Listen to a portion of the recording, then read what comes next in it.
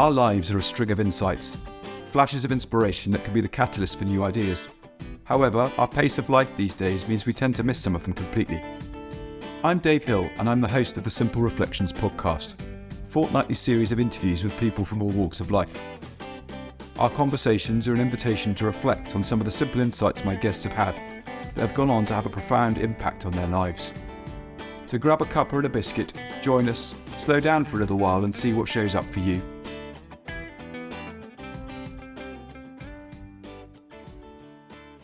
Welcome to the next episode of the Simple Reflections podcast. Today I'm joined by Jenny Gaitelband. Jenny is a psychotherapist, 3 principles based mentor and coach from Israel. And in the last couple of years since coming across the principles, she's been quite a busy lady. She's been the founder of the 3PGC Hebrew community, and more recently has set up the 3 Principles Coaching Academy, completely delivered in Hebrew, to try and bring this understanding to a new element of the Israeli community. So thank you so much for joining us today. It's my honor and pleasure. Well, thank you very much. Jenny and I were introduced by a mutual friend in Rachel Firm, and you'll know Rachel from 2 previous episodes, and very sadly Rachel died earlier this year. I just love the connections that come up through not only conversations with the podcast, but just generally seeing where my curiosity takes me and where other people's curiosity takes them in terms of the connections that they make. And it's been lovely to get to know Jenny, and I thought she would be a great person to bring on and share her views of how she sees things at the moment in her world. So Jenny, what would you say is the most exciting thing that you're seeing at the moment in the work that you're doing?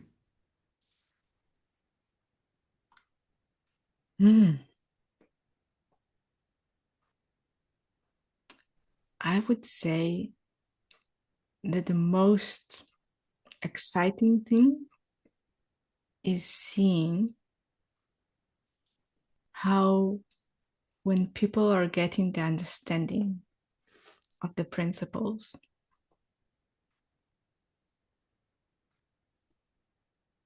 how much hope in circumstances of, like, even when somebody loses a child in a massacre, even when somebody saw hell in front of his eyes, as like from the military, even when somebody went really in a very painful way in his mind and tried to commit suicide. How this understanding is bringing comfort, beauty, and a relief even in those circumstances. And as a therapist and as a coach, how much beauty can be created through more understanding and less resistance, through a very intimate and close relationship with reality, or with God, or with universal mind, or with the energy of life. So having both of those examples in front of my eyes as a therapist and as a coach and as a mentor, it's really hopeful. That's cool. Would it be fair to say, when you were first introduced to this idea, that that there was a degree of resistance? What was it that that took you through that resistance to sort of follow through and continue learning? Because when we've spoken in the past, you were sort of, no, well, no, that's not how it works at all. That's not how I was trained. That's not how it looks. That's not how I believe. Um, and now you've almost gone 180 degrees in the opposite direction. It'd be really interesting to hear your journey through all of that and how that now makes sense to you.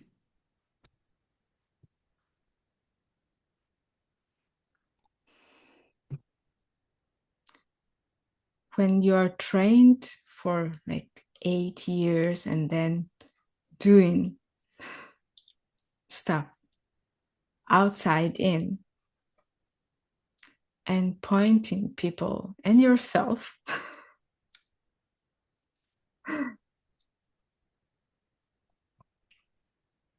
that life is happening from the outside in, that it's from your past, from your genetics, from your parents, like, and this is why your inner experience right now is like that.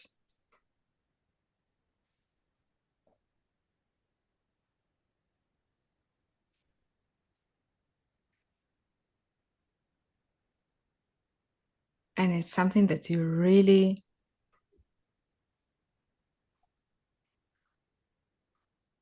trained to point to triggers, to trauma, to the events.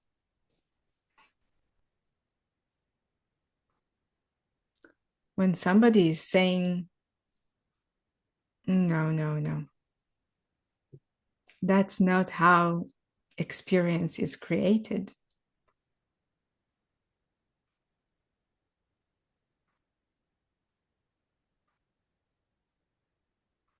You need like a good reason why would you let go of something that is already kind of safe and known. Hmm. So I would say that maybe being a person who was insecure, worried a lot, and I was searching for a long time what would help. And I tried so many different ways.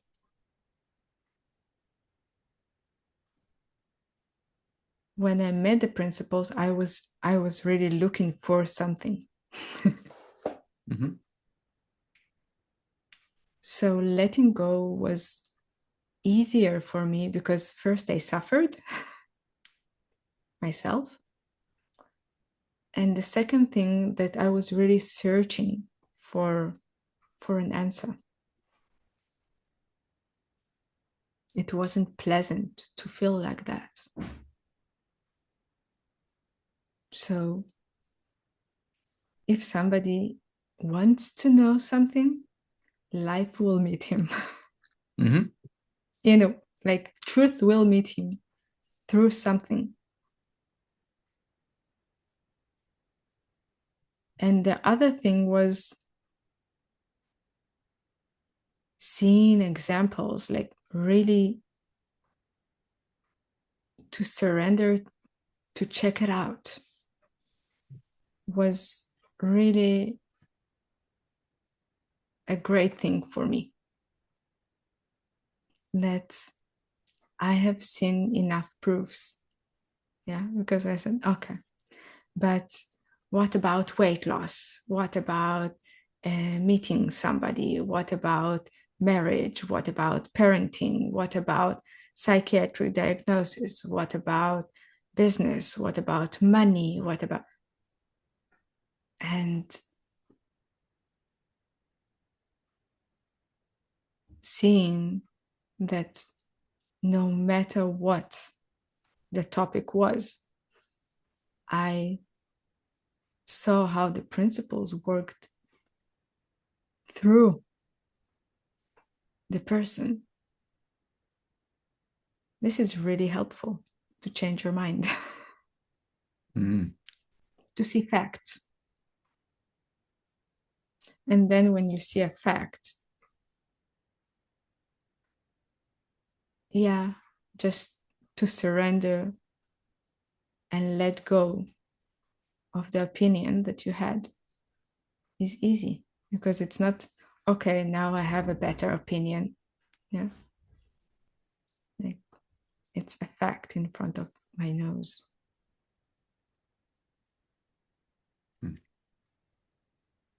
How has that shaped your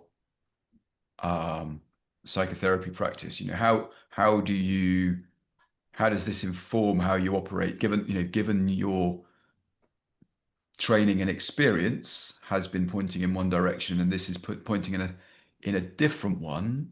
How does that reconcile itself on a day-to-day basis, I suppose, with your patients?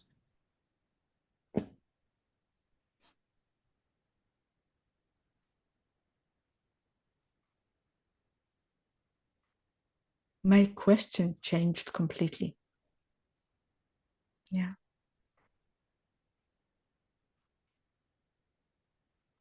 I'm not curious to know what had broken you. I'm really curious to know what the person in front of me, what is he about?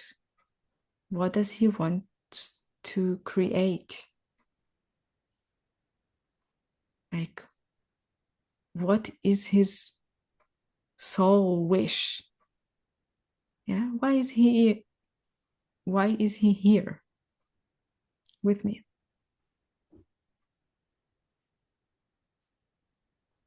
And it's a completely different question, like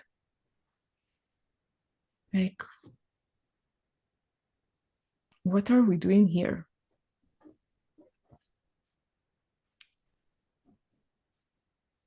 What is this gathering about? And I met some clients who were sitting in front of me, and I came to therapy. Do you want to know what my problems are? What is the about our past as a couple, or what is wrong with him and what is wrong with her? And I said, only if it's something that really interests you right now, of course I will listen.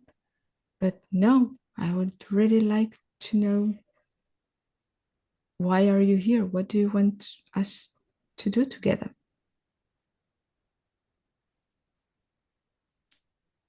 And it surprised a few of my clients. And on the other hand,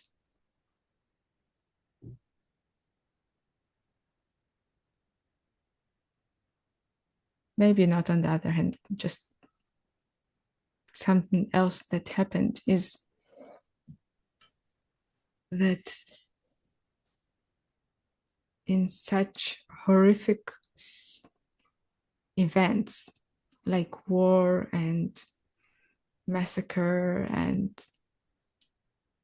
really things that I wish nobody will go through,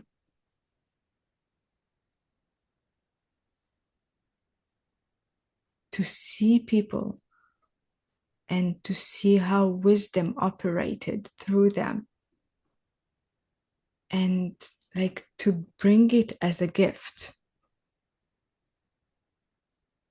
to show them how beautifully wise and perfect we are made, is the best thing ever that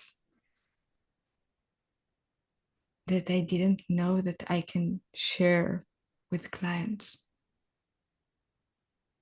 Mm. To show them how beautiful they are, how perfectly made they are right now.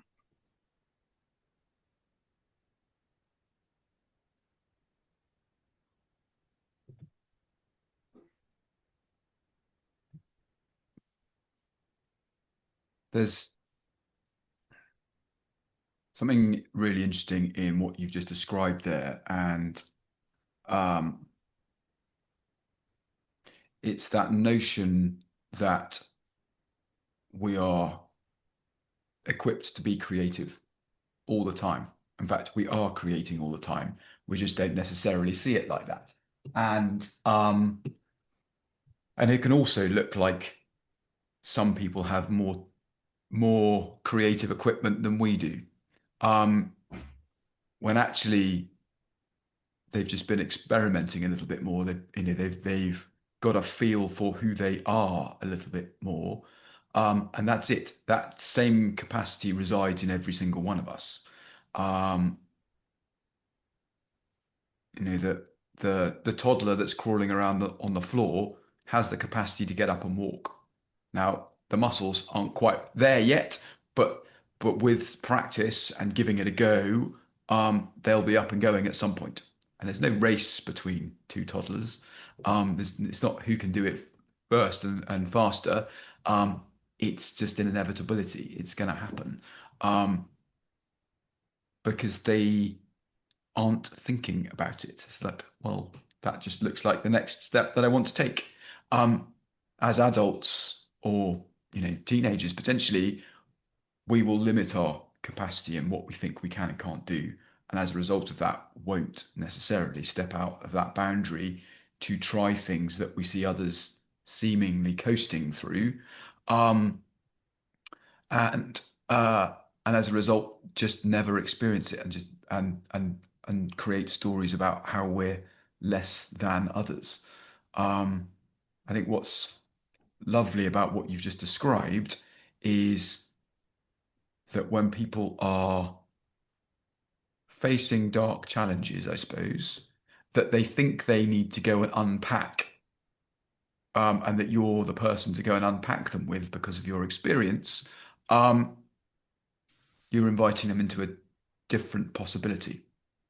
And I think that's what's so wonderful about this whole way of looking at things. It's an invitation into looking at things with a different set of eyes. Not because there's been anything wrong with how we've done stuff to date, but because there might be another way we can see things that allows us to move forwards with more grace and comfort and ease than we might be at the moment.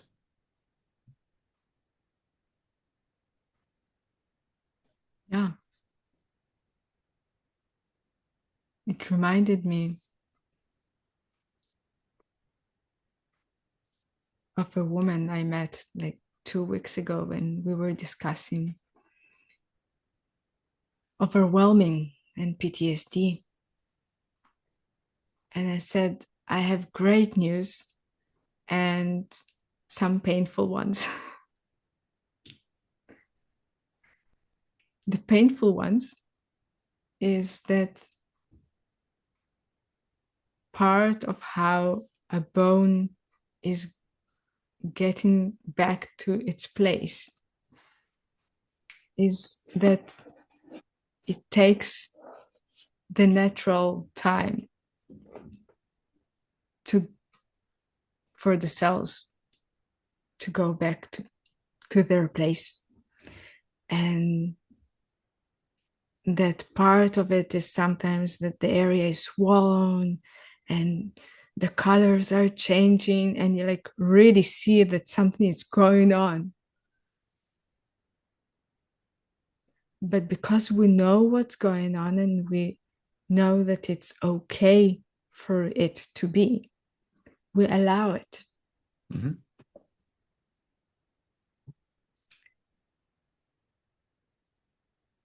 But when it's painful, it's painful. Yeah. And to experience pain is part of being human. And to experience the tears when our friend passed away, and to experience the pain of saying goodbye is painful, and it's part of being a human being, and it's part of being a loving human being. So that's the bad news. But the great news are that the system knows how to do it. And we will experience the pain, and only when there is enough space and it's the time to experience it. And she said, like when I'm sleeping, like what's going on with the nightmares? What, like, why? And I said, well, because you're in a safe place. And she said, oh my God, I just got it. Only when I'm safe, the system will work and clean itself, like clean itself from whatever she needs to. And I will sweat, and I will cry, and I will breathe. And I said, yeah, it might happen. And then she said, oh my God, I just understood that it's not dangerous. Like I'm in the safe zone. So I'm free to experience this pain right now. And I said, yes.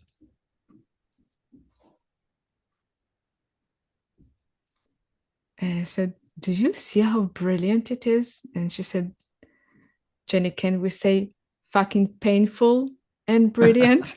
I said, yes, we can say fucking painful and brilliant to be a human being. I think it's the realization that that is true for everybody, and that pain is transitory. It's not a permanent state. Where I see people struggling, and I've sort of been in that boat as well, I suppose, at times, it has been around resisting what's been going on, and that's amplified the pain that I've experienced until a point where I've accepted what's going on. Not that I've rolled over, but this just was it. It is what it is at the moment, and with that comes a sort of the lack of resistance, I suppose, against it, which takes the pressure off, and allows everything to settle. Whereas before, I'm poking at it, going, "No, this is wrong. This is wrong. This shouldn't be like this," which again is a perfectly natural thing to do until it doesn't make sense anymore. And allowing people to realize that when something is new and unpleasant, they are likely to resist it like everybody else does, and that at some point they will accept what's going on, and at that point we'll be able to start moving forwards. And there's no race. There's no time pressure on this. It just will happen. It then stops people, me included, trying to find that magic thing that's going to change and make a difference, because it will just show up. Um, it feels a bit fuzzy around the edges, but it's a little bit like using your broken bone analogy. it takes 6 to 8 weeks for a bone to heal, but it's in that window. It's like depending on where you are in the world, how long a pregnancy lasts. Um, I think it's 40 weeks in theory on paper here in the UK. It's 42 in France. Well, at the 42-week point in the UK, people will start trying to induce babies when actually that's them cooked in France. You know, it's all made up. And it's a flexible window. And that's the same with our passage through things that are new and feel uncomfortable. We just tend to resist it, and we think that there's something wrong with us in the process. And the illusion that there will be a point that things will be certain. Yeah, yeah. I remember, and it's so normal, and I think it's like Corona time and war time, like there is the natural human thing that I want it to be over already. Like, when is it going to, when it is normal, will be normal.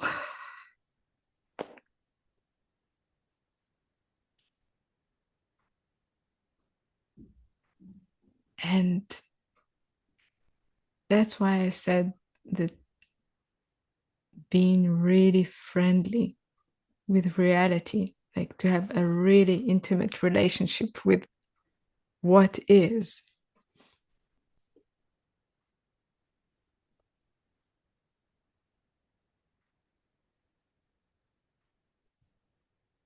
and to understand that that's my only domain that I have,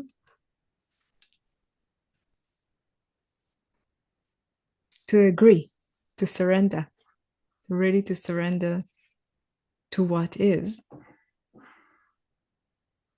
And I will be called to love when I will resist. And I'm still doing it every week with all kinds of stuff. But it's really nice to know when suffering is like in small doses is really a nice nudge, and that's enough. Hmm. And when it's louder, I said, I'm just like, oh, sweetie, you missed the nudges. Yeah, And just to say, oh, well, yeah, I missed it. yeah.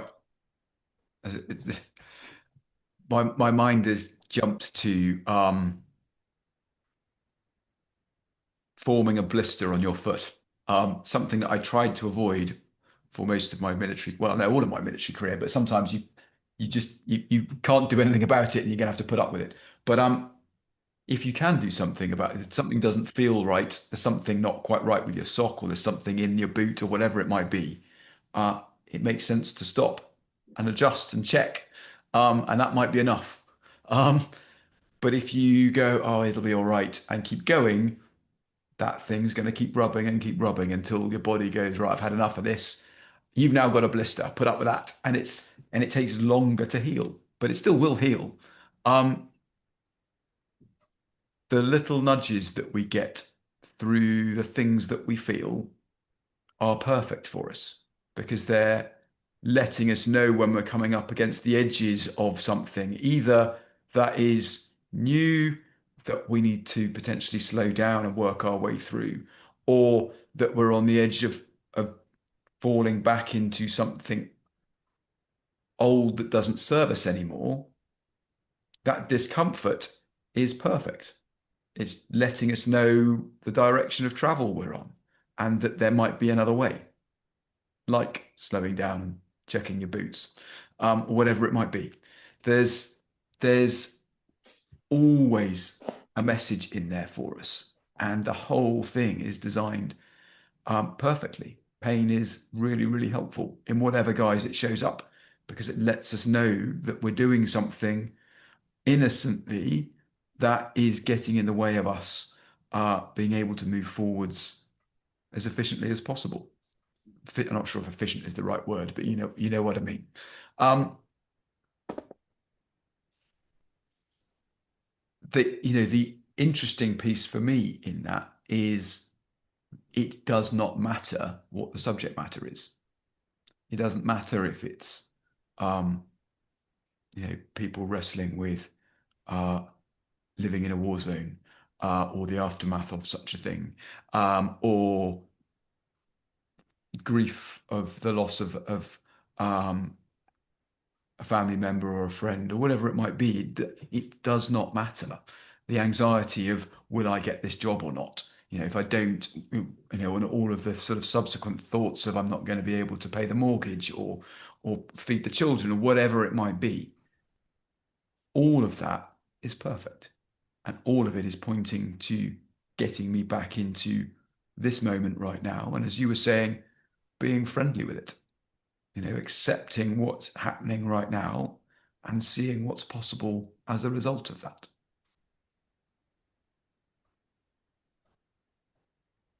Yeah. It's when you were talking,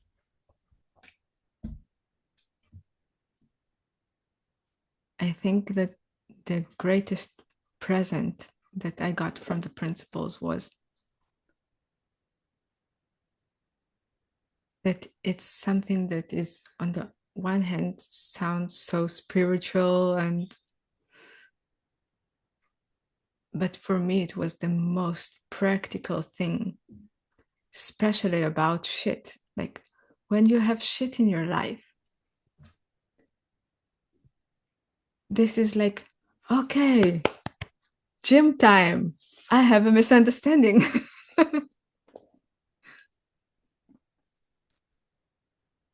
And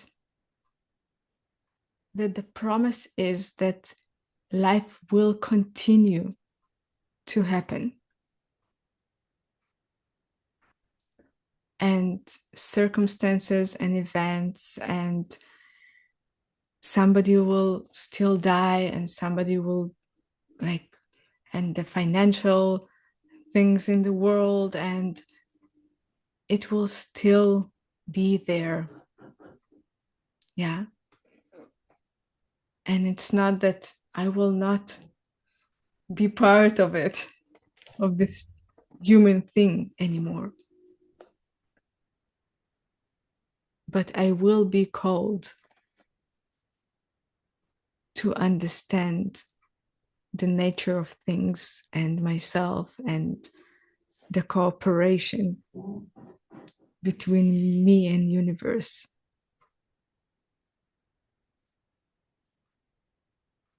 I don't remember who pointed to one of Sid's talk when he said, if you have shit in your life, go clean your shit.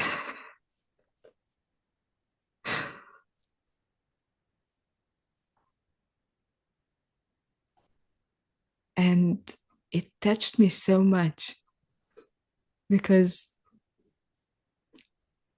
it changed my relationship with my parents. It changed my relationship with my husband.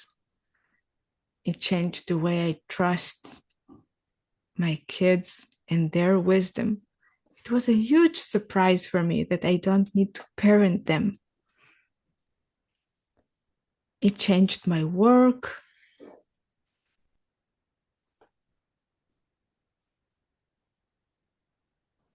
And that's why when you asked the first question about like moving to a different direction, I said, well, when you are getting so many presents, you're just saying thank you. And how can I share it? And who wants some of this piece of just nice, regular beauty?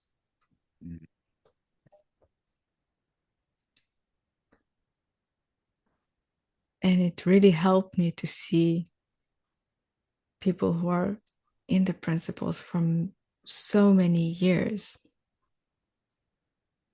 and that they are still human beings that are seeing deeper and deeper things. And when they need like a loving presence to do that, because that's something that I'm really grateful to, that I had, I think, enough.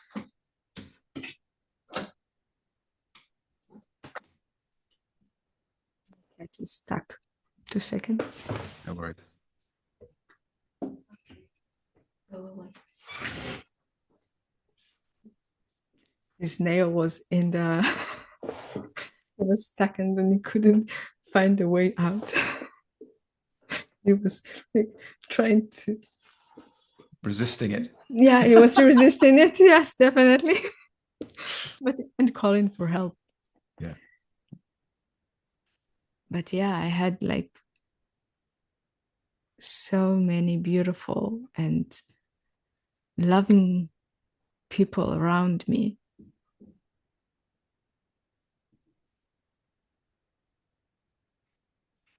that pointed me to the wisdom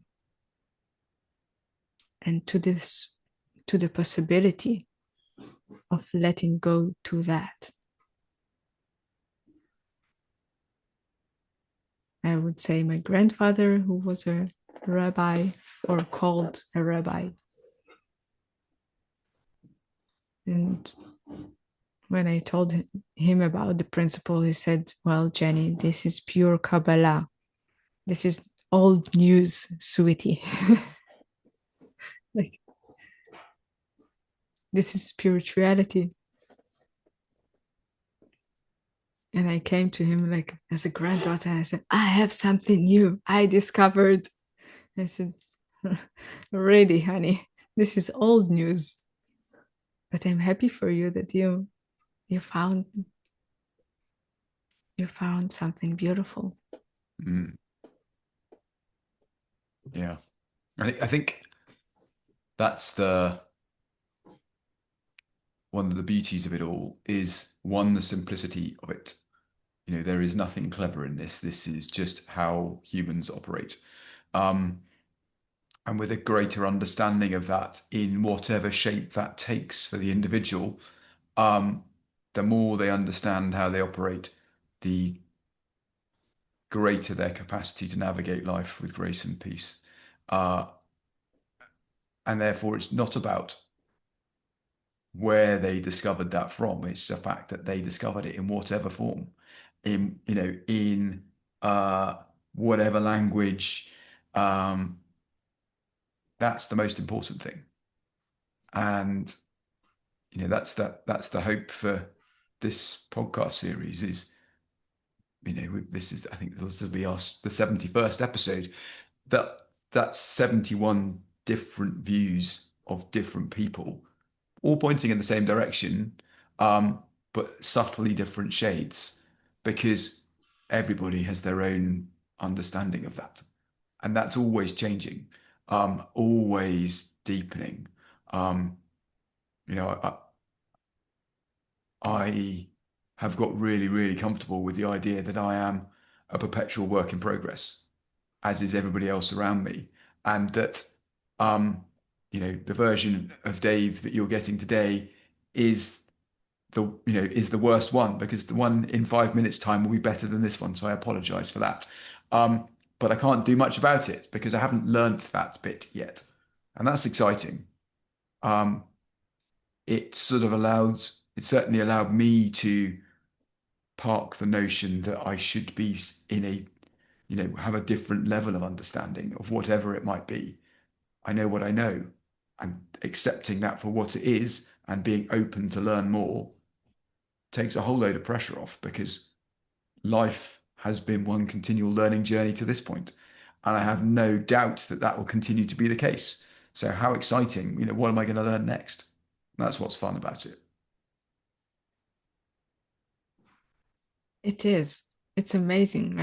I thought it took me back again to your question, like how easy it is to let go of my old version who was suffering in their relationship with my parents because I was resisting so much to whatever they were thinking, feeling, doing.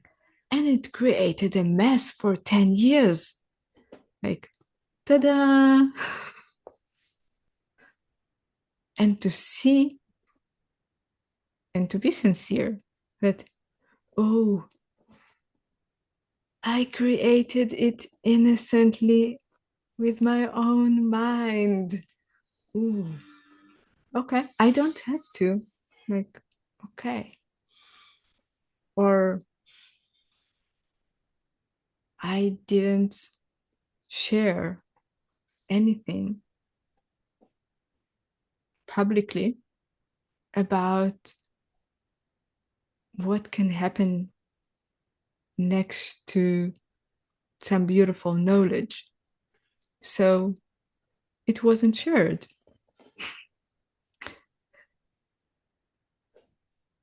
And this option of growing and deepening with this understanding, if in a situation of when you need to clean shit or when you want to create beauty, like you can choose if you want first do this or first do that. It's really helpful through this understanding to see how millions are created by the people I coach, and they're doing some beautiful stuff and playful and creative, and they're building teams at the same time that somebody else is taking the same knowledge and just living a quiet life without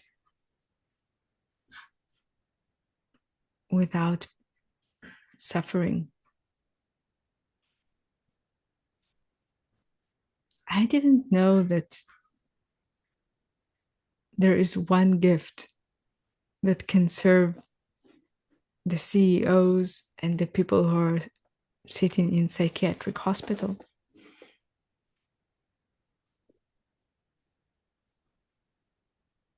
And it was really cool to find out that it's possible, because all the people are human beings and they have this beautiful gift of mind and the option to cooperate with reality. Mm.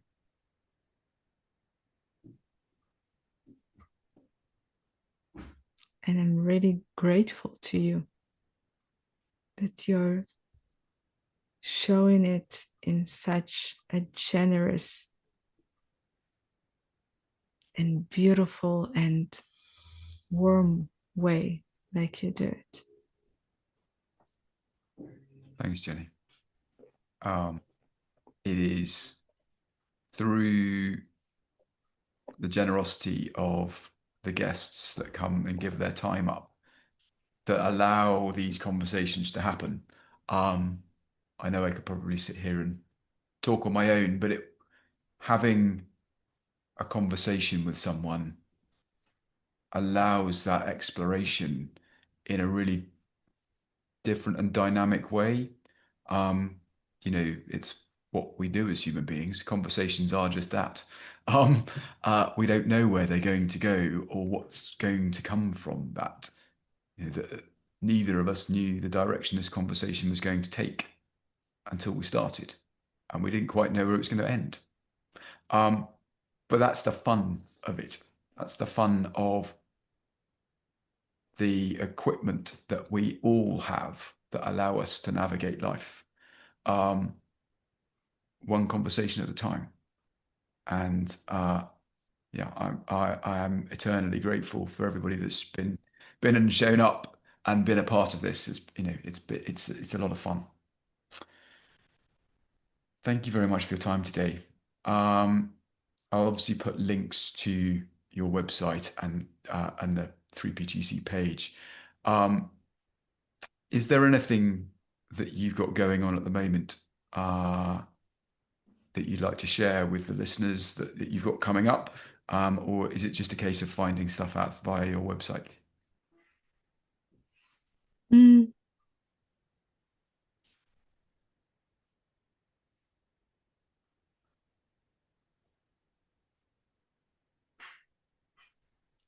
I'm thinking how much to share. I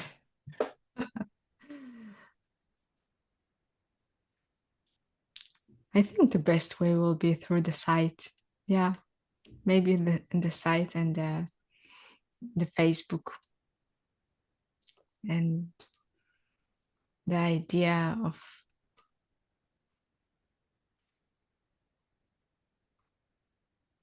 just an idea came that, oh, I think Google will translate everything to any language. That's amazing. Like through the site. Yeah, that's cool. That's cool. That's amazing how technology is serving us today. Yeah, making loads of things way more accessible than they were. And as a result, opening up possibilities to people that might not have been there before. Um, yeah, and that's a gift that we've given ourselves. Um, yeah, no, it's amazing how we can harness the technology that exists to be able to share things more widely than we might have done before, or allow people to pick things up in places we'd never imagine. Definitely. Like somebody asked me, is your YouTube channel, are there any subtitles to English? And I said, no. And he said, it's just one button. It's it's easy. And I said, really? Oh wow, thank you. I will do that. Amazing. Well, thank you, Jenny. It's been lovely to speak to you. And yeah, let's catch up soon. Yeah, thank you. You're very I welcome. love you. Take care. Thank you for joining us today. If you've enjoyed the conversation, feel free to subscribe and join me and my new guest next time. If you're interested in the work I'm doing, or you think I can be of service to you or your organisation, please email dave@simplicityofmind.co.uk. Remember, see if you can find time to slow down and reflect. Those simple ideas might be worth listening to. Take care, and I hope you can join me in a couple of weeks.